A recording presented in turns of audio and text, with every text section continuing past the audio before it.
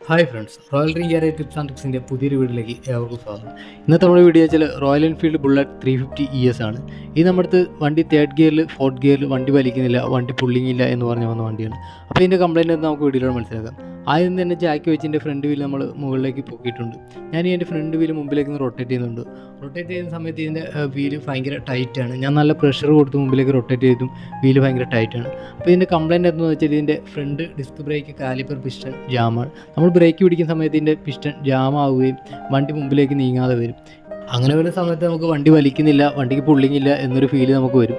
അതാണ് ഈ വണ്ടിയുടെ കംപ്ലയിൻറ്റ്. അപ്പോൾ ആദ്യം തന്നെ ഇതിൻ്റെ ഫ്രണ്ട് കാലിപ്പർ ഞാനൊന്ന് അഴിച്ചെടുത്തിട്ട് അതിൻ്റെ ഫ്രണ്ട് വീല് മുമ്പിലേക്ക് റൊട്ടേറ്റ് ചെയ്യുന്ന സമയത്ത് നല്ല ഫ്രീ ആയിട്ട് റൊട്ടേറ്റ് ആവുന്നുണ്ട്. അപ്പം ഇതാണ് ഇതിൻ്റെ കംപ്ലയിൻറ്റ്. നമ്മൾ ബ്രേക്ക് പിടിക്കുന്ന സമയത്ത് ഇത് ജാമായിട്ടിരിക്കും, വണ്ടി മുമ്പിലേക്ക് നീങ്ങാതെ വരും. അപ്പം ഇതേപോലൊരു കംപ്ലയിൻറ്റ് നിങ്ങളുടെ വണ്ടിക്ക് വരുവാണെങ്കിൽ തീർച്ചയായിട്ടും ഇതിൻ്റെ ബ്രേക്ക് കാര്യങ്ങൾ നിങ്ങൾ ചെക്ക് ചെയ്യുക. അപ്പോൾ എൻ്റെ വീഡിയോ ഇഷ്ടപ്പെട്ടെങ്കിൽ തീർച്ചയായിട്ടും ലൈക്ക് ചെയ്യുക, ഷെയർ ചെയ്യുക.